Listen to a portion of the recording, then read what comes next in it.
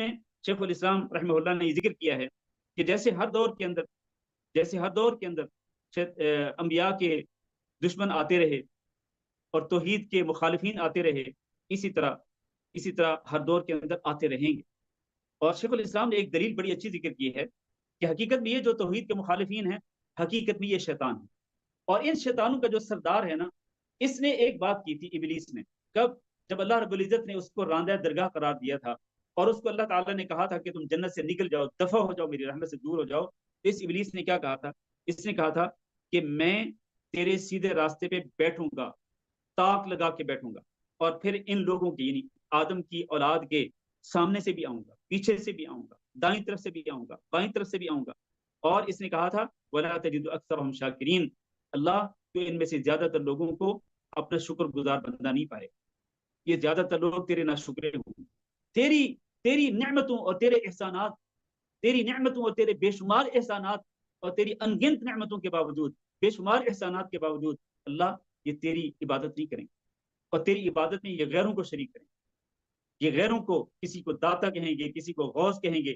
کسی کو غوث آدم مانیں گے، کسی کو غریب نواز کہیں گے، تو کسی کو بگڑی بنانے والا کہیں گے، کسی کو فریاد رسی کرنے والا سمجھیں گے۔ تو یہ ابلیس نے کہا تھا، یہ اللہ تعالیٰ سے کہا تھا کہ ان میں زیادہ تر لوگ لا تجد اکثرہم، اکثریت ان لوگوں کی جو ہے نا بنو آدم کی، وہ تیری شکر گزار نہیں ہوگی، یعنی تیری نعمتوں اور تیرے احسانات پر صرف تیری عبادت کرنے والے نہیں ہوں گے، یہ بلکہ یہ تیری ناشکری کرتے ہوئے یہ تیری عبادت کو چھوڑ کر یہ غیر اللہ کی عبادت کریں گے، یا پھر تیری عبادت کے ساتھ یہ غیر اللہ کی عبادت بھی کریں گے۔ یہ تو ابلیس نے بات کی تھی، اور آج یہی چیز جو ہے یہ مشرکین، جن کو شیخ الاسلام نے کہا کہ یہ شیطان ہیں، یہی بات آج مشرکین مکہ، آج یہی بات مشرکین کہہ رہے ہیں، شرک کرنے والے، شرک کے داعی، توحید کے مخالفین آج بالکل وہی بات کر رہے ہیں جو کہ ابلیس نے کہی تھی۔ لیکن یاد رکھیے، شیخ الاسلام یہ کہتے ہیں، یاد رکھیے کہ جب آپ اللہ رب العزت کی طرف متوجہ ہوں گے اور اللہ رب العزت کے دلائل اور براہین کو پڑھیں گے اور اللہ کی نشانیوں کو دیکھیں گے، تو پھر آپ یہ یقین کر لیں کہ شیطان کی جو سازش ہے نا وہ بہت کمزور ہے، پھر موحد جو ہے وہ غالب آئے گا۔ شیطان موحد اگر قرآن و حدیث کو سمجھ لے، قرآن و حدیث کے دلائل اور براہین کا علم حاصل کر لے، تو یہ وہ علم ہے جس کے ساتھ وہ شیطان کا اور توحید کے مخالفین کا اور مشرکین کا وہ مقابلہ کر سکتا ہے۔ اللہ نے فرمایا وَإِنَّ جُنْدَنَا لَهُمُ الْغَالِبُونَ، ہمارے لشکر ہی یقینی طور پر غالب آئیں گے۔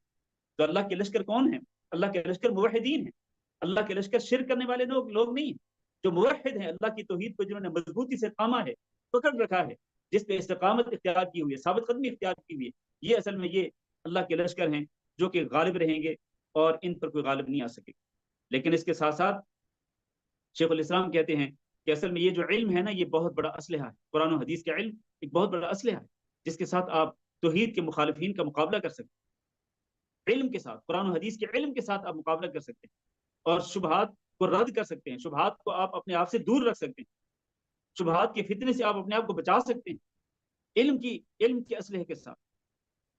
اور علم کیا ہے؟ علم جو ہے وہ کتاب اللہ ہے اور وہ سنت رسول ہے، کیونکہ کتاب اللہ کے اندر اللہ نے فرمایا تبیانا لکل شیء وہدی ورحمۃ وبشریٰ للمسلمین، یہ کتاب اللہ کیا ہے؟ یہ ہر چیز کا بیان ہے، یہ ہدایت ہے، یہ رحمت ہے، خوشخبری ہے مسلمانوں کے لیے۔ تو وہ مسلمان جو اللہ کی توحید پہ استقامت اختیار کر لیتے ہیں، ڈٹ جاتے ہیں، تو قرآن ان کی رہنمائی کرتا ہے، ہر چیز کھول کھول کے بیان کرتا ہے، قرآن ان کے لیے باعث ہدایت ہوتا ہے، قرآن ان کے لیے باعث رحمت ہوتا ہے، قرآن ان کو بشارتیں دیتا ہے کہ اگر توحید پہ ڈٹے رہو گے تو سیدھے جنت میں جاؤ، اور اگر توحید سے اگر سرے منہ بھی اگر تم نے انحراف کیا تو پھر ڈرتے رہنا، پھر کہیں تمہارا انجام جو ہے وہ تباہ کن نہ ہو تمہارے لیے۔ اور اللہ تعالیٰ نے قرآن مجید کے اندر یہ بھی ذکر کیا وَلَا يَأْتُونَكَ بِمَثَلٍ إِلَّا جِئْنَاكَ بِالْحَقِّ وَأَحْسَنَ تَفْسِيرًا، یہ جو مرضی شبہ لے کے آئیں، جو مرضی یہ چرب لسانی کے ساتھ لوگوں کو بہکانے کی کوشش کریں، اللہ فرماتے ہیں ہم آپ کے پاس حق کو لے کے آئیں گے، اور پھر حق کی ہم تفسیر بھی کر دیں گے، اس کی وضاحت بھی کر دیں گے، تو اس حق کے سامنے ان لوگوں کا جو باطل ہے وہ نہیں ٹھہر سکتا۔